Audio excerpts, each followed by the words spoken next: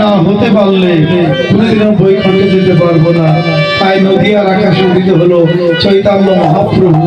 সেই চৈতন্য মহাপ্রভু অন্ধপৃষ্ঠে কৃষ্ণদাস গোস্বামী তিনি দেখালেন, আয়াত তোরা দেখে যা, কখনো রাধার ভাব, কখনো কৃষ্ণের ভাব, এবং কখনো ভক্তের ভাব। তাই কখনো পুরীর কখনো নিজেকে অন্যকে কাঁদালেন, নিচে নেচে অন্যকে নাচালেন। তাই শ্রীকৃষ্ণ চৈতন্য দাস প্রভু তিনি দেখতে পারলেন, আর এই চৈতন্য মহাপ্রভুই হলেন আমার চৈতন্য মহাপ্রভু। ইতি হরিদাসের নির্যাস সমাপ্ত। সবাই বলেন বাচ্চা কল্প তরুভাষ্য কৃপা সিন্ধু ভয়বচ পতিতানাং পাবনেভ্যো বৈষ্ণবেভ্যো নমো নমঃ।